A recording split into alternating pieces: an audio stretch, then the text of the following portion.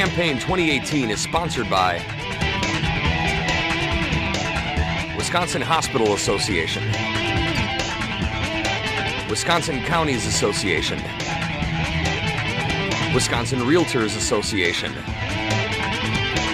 Marshfield Clinic Health System, and Campaign 2018 partner Milwaukee Journal Sentinel.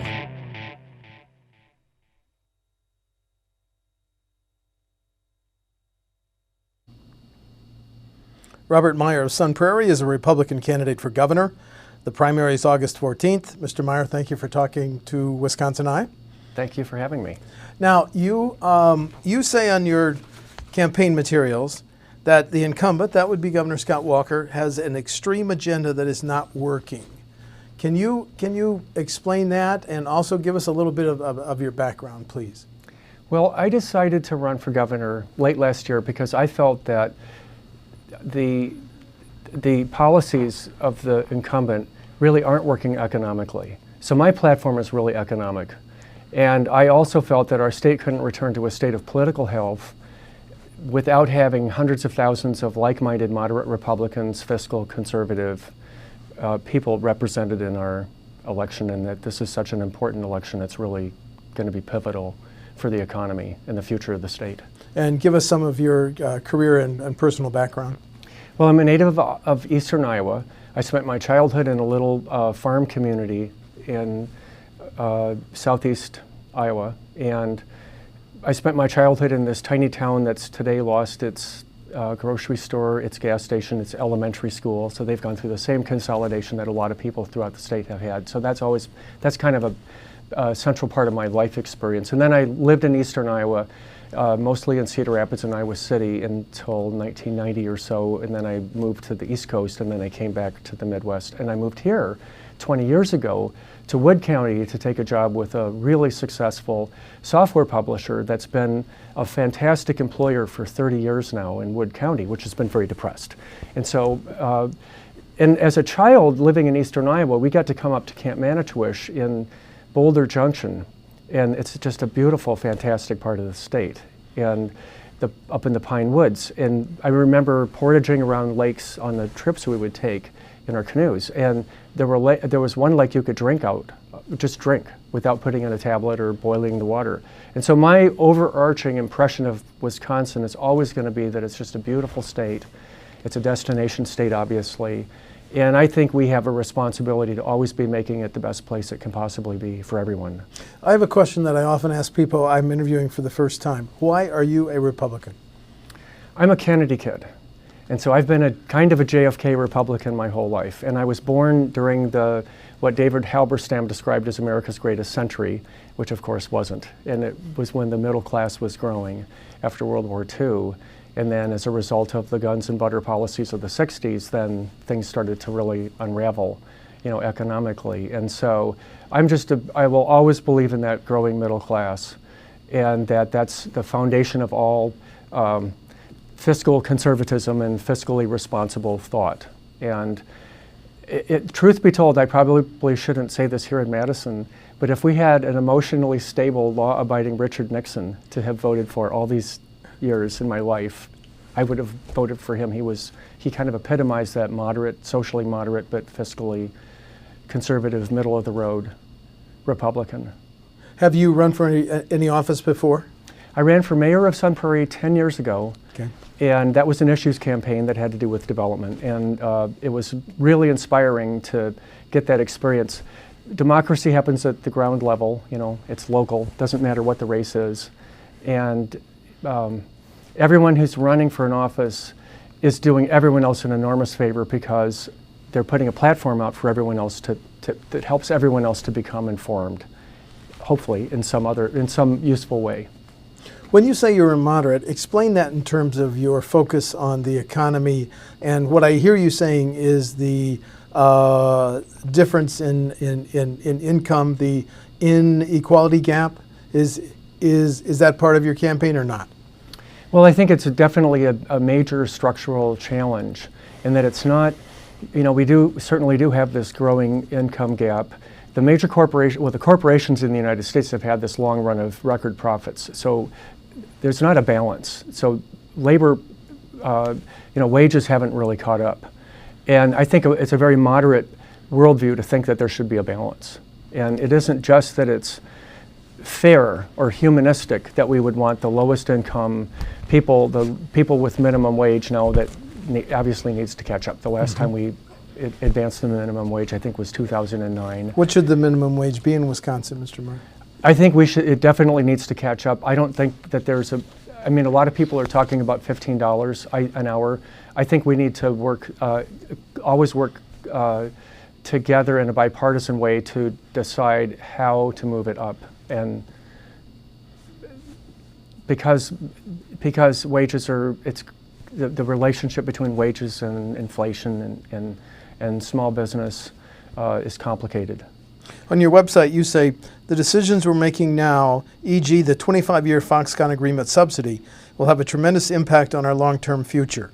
Do you support that Foxconn deal, the more than $4 billion in local and state tax breaks and incentives for that company? Well, I think we way overpaid, and I must have talked to 5,000 people gathering my nomination signatures, and I think almost every single person agreed we've just overpaid. So that was the problem. And we had the best location in the United States. I don't want to rehash what everyone else has raised because people have raised lots of concerns and criticisms, but we might have only been competing with Michigan. They've got the 7 million gallon per day lake.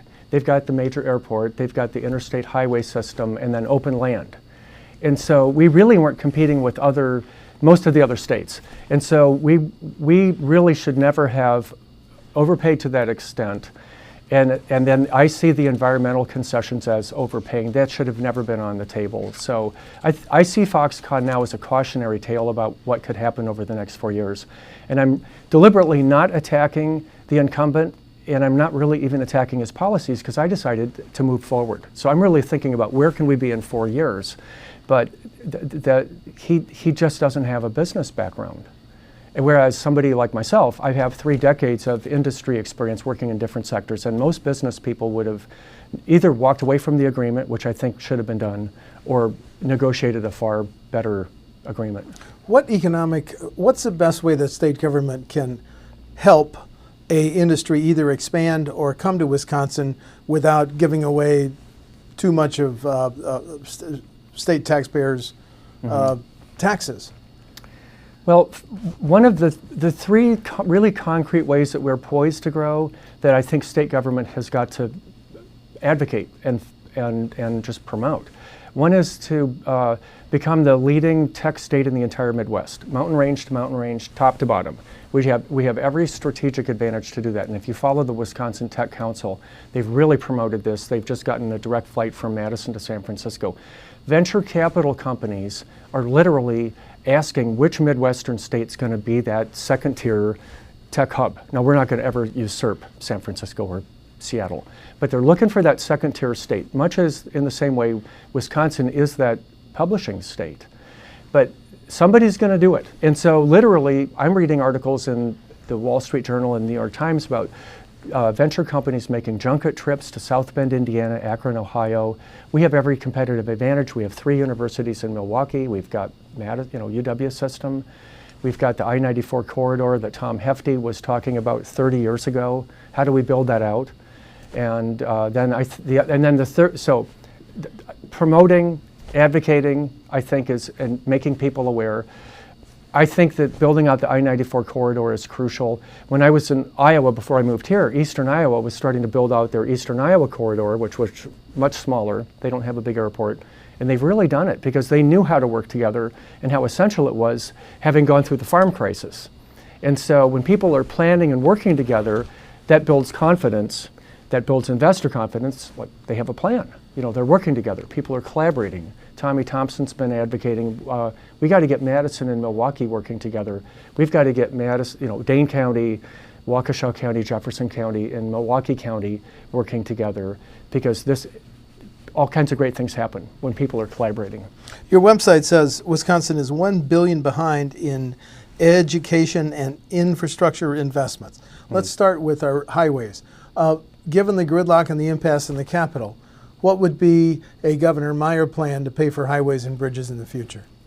Well, one thing we have to stop doing is borrowing money. because according to an article I read, I can't even cite the article, our debt service has doubled over the last 7 or 8 years on bonding. And so that's not a good long-term strategy. So clearly we have to have some kind of a dedicated revenue source. We always have to be competing for federal dollars, of course. But I hate to have to say this, I'll probably waste all my political capital, but if we indexed the gas tax again, if the legislature proposed that, I'm not running on a raised tax platform, but there's things that I think we just have to look at, because our roads are, according to the American Society of Civil Engineers, the 3rd worst maintained roads now, and it's a public safety issue. But we're a destination state, so we can't have people come to Wisconsin and break their car on our roads. We just have to do something, and we've got to have a good long-term plan. There's some other things I want to talk to about the economy that will all kind of tie to that. If the legislature sent you an increase in the gas tax, you'd sign it, but you wouldn't include that in your budget. Fair summary? I would include it in the budget if it comes to me to sign. Yes.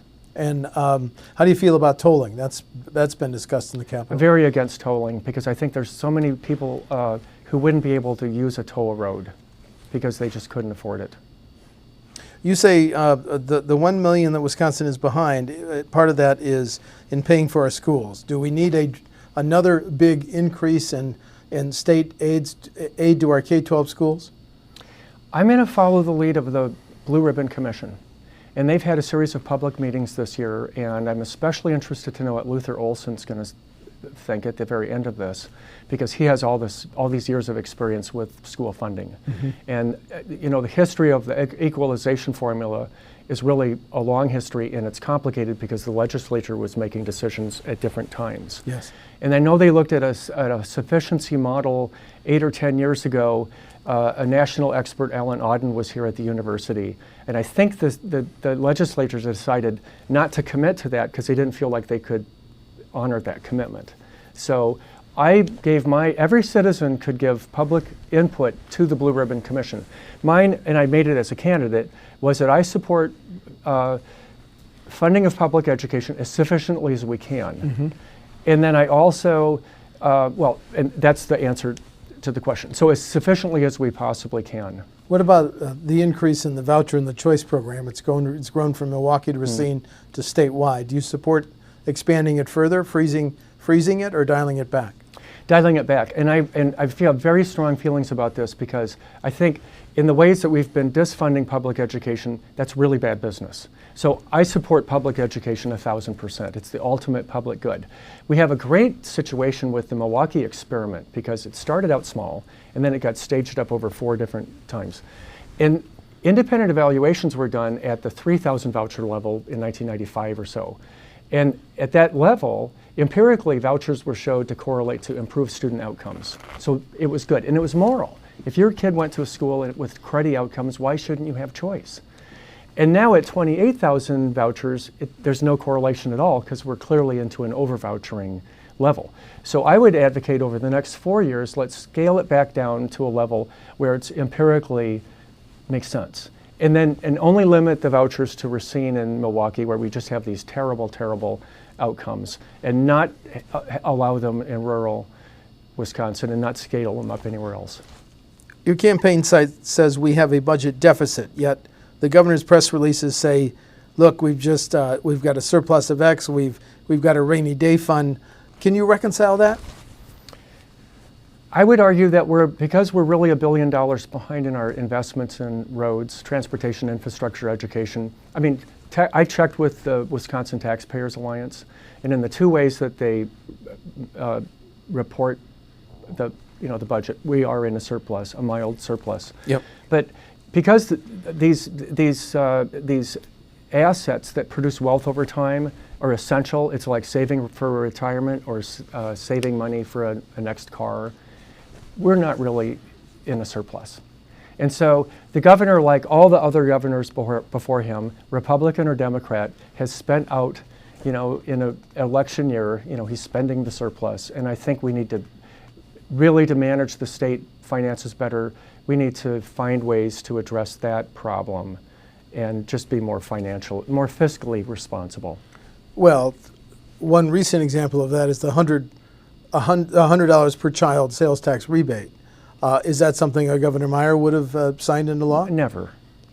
I mean, that's instead use that money to do what? There's all kinds of things the legislature could have argued ways to invest that money. It could be invested in higher ed, K-12. We could always pay down the principal on the $22 billion state debt. Mm-hmm. I mean, there's like 50 things we would have done before we would do that, sent home, because that's just an election year tactic. And it's a very effective kind of a political thing that governors do. The backdrop, of course, of tragic shootings, mass shootings, and school shootings, do we need to change our gun laws? We do. And here's where I'm also going to probably lose the rest of my political capital. But I think because of these tragedies, and I grew up, I was taught how to hunt, I was taught how to shoot a .22. We were trained like nobody's business. You're supervised.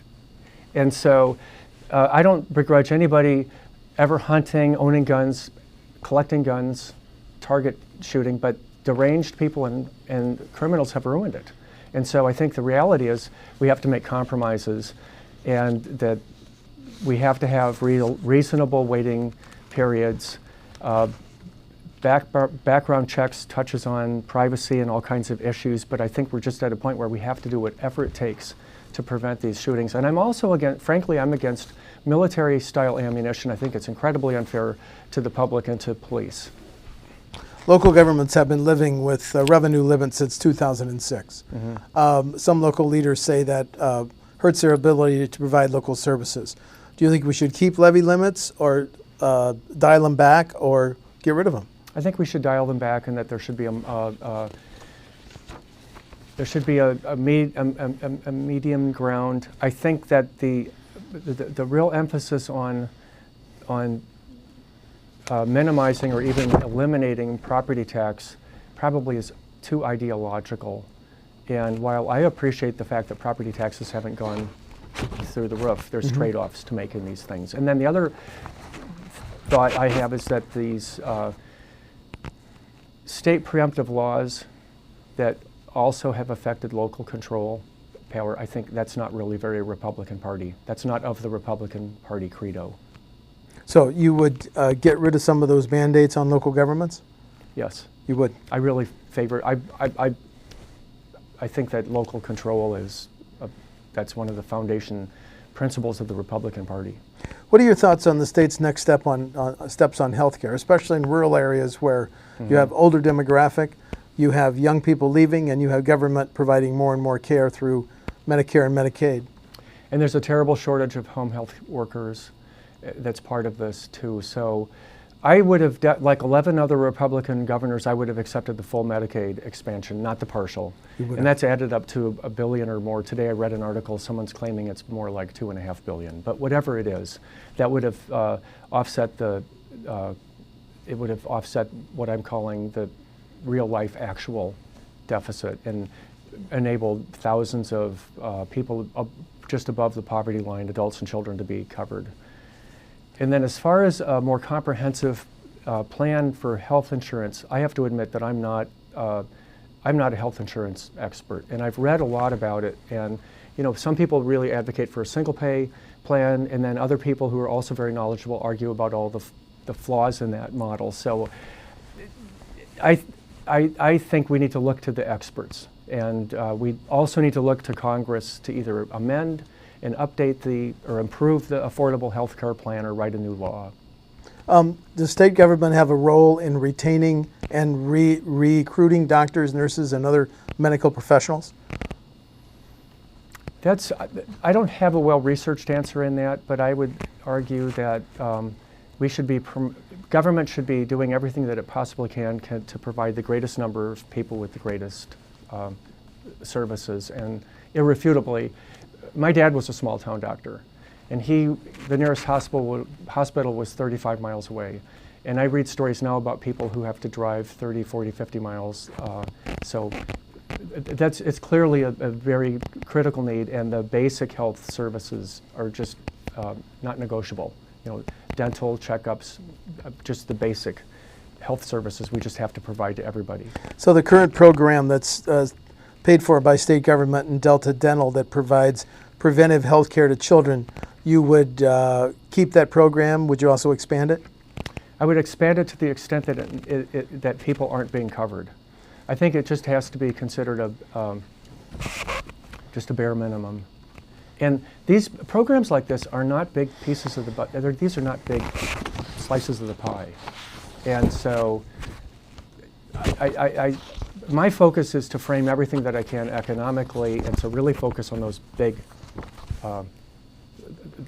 bigger economic issues. We have two prisons that were built in the 1800s in Waupun and Green Bay. We're closing the two juvenile prisons up north. Do we need a new state prison? I don't know if we need one based on the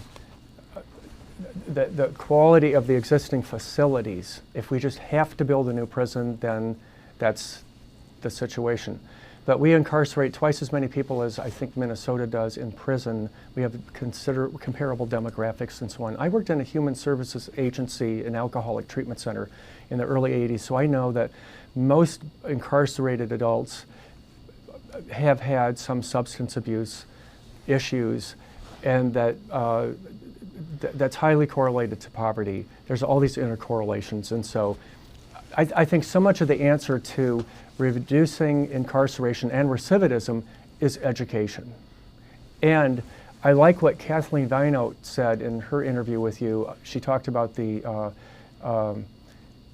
healthcare, the community agency facilities that Minnesota put in to help to prevent people from ending up in situations where they end up, more likely to commit crimes and to go into substance abuse problems. Would you vote to legalize either recreational marijuana or medical marijuana?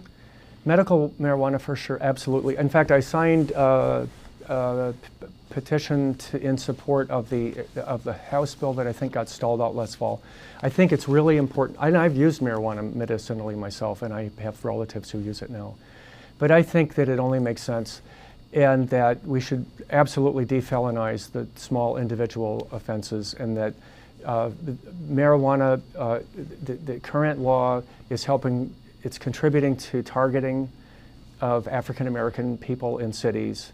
And there's lots of reasons certainly to defelonize marijuana. I'm far, far, far, far more interested in hemp, other than defelonizing these small offenses. But I think hemp has a lot of potential to help the rural part of our state in lots of different ways, and not just because it's going to be another crop, but because it can be made into so many things. You say in your website, help Milwaukee become the Renaissance city of the upper Midwest. Mm-hmm. How specifically, what specific plans do you have to help our largest city do that? Involving them in the I-94 corridor planning. And I get a sense a lot of times they almost are kind of isolated. They're the big city, and then there's kind of, there's downstate, there's upstate. And I think a lot of it too is the narrative. They've suffered 35 years of just backbreaking losses of industrial jobs. And now there's a large part of the population that lives in generational poverty. And Detroit has gone through this catastrophic parallel situation. And I've driven around Detroit. They have 100 square miles of brownfields. It's unbelievable. They have square mile after square mile of homes built since World War II. Every other house is boarded up. They can't tear them down fast enough. So Milwaukee has terrible structural urban poverty, but it's not the same scale. Detroit's talking about becoming the Renaissance city. So that's giving people, that's a leadership for somebody to change the narrative. So I think just by talking about, we're going to be the crown jewel, because it once was. And then support Milwaukee in all the ways that state government can through investments and all the different things we can do. I'm a big fan of the idea of regional transit authorities. There's a lot of things we could be doing to help them. Would you have signed Act 10 if you were governor? No, because the unions that had made the concessions had already made the concessions. I think it was definitely a payback to Wisconsin for being the first state to allow public workers to unionize. And I think it goes to the why. There's the common theme to me behind the economic policies and things such as Act 10, which divided the state. And Scott Walker was talking about dividing and conquering. I think that really it's this public choice theory economic doctrine of James Buchanan. Would you have signed the right to work law? I think so. Okay. The prevailing wage law?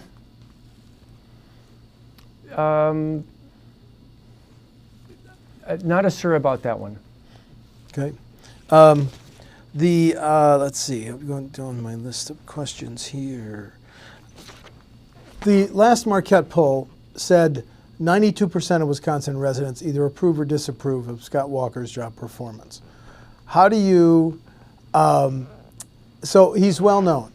You're challenging him in the primary. Mm-hmm. How do you get more people aware of you and your positions and that you're even running? This has been the huge challenge. I got into the race and I hadn't had a 2-year, wind up to this. And so it's all about the social media. And I didn't have the opportunities to get into the public in the news all through the spring like the Democrats did because the Republicans didn't want a divided party, and so they weren't hosting panels. I reached out to Ripon College in November and asked, would you host a convocation day where we could have supported conversations about the Republican Party and so on, and they didn't want to do that. They thought it would be inappropriate. So clearly, we're in, and I think part of this is this, we're in this era and we're coming off an end of 8 years of hyper-partisan politics, and the faction of Republicanism, which really has controlled everyone else, has a lot of control.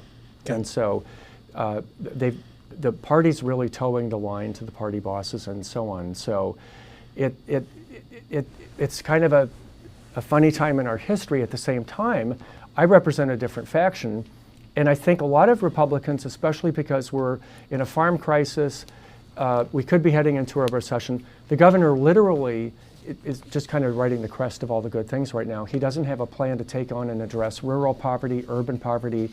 I'm the only candidate of all the candidates talking about where are we going to be in 4 years? How do we grow the economy so that we can mediate poverty? The Democrats are talking about tax and spend. We can make the tide go up. We have all these people underemployed. We have lots of people who are not on the unemployment rolls. There's so much potential for the economy to grow where we don't have to raise the tax rates. So I have a very different message than he does. When I got on the ballot on June 1st, on June 2nd, the AP ran, the AP story that the Wisconsin State Journal, our state capital paper, ran didn't include my name. And I've talked to people who find out that they don't know Scott Walker's in a primary. So it's hard to use social media when you're not in the newspaper. So it's a challenge. Are you able to raise money? Because the governor raised $5.5 million in the first half of this year for his re-election campaign. I didn't really try to raise money. In fact, I got on the ballot with a grand total. Our finance reports were due Monday night. Yeah. So I got on the ballot and put Scott Walker into a primary with a grand total of $10 in outside campaign contributions. And I decided it would be kind of irrational to try to raise a lot of money, because if I had raised $100,000, $200,000, what difference would it make? And any other important campaign theme to your campaign that we haven't talked about? Yes, I'm the education governor.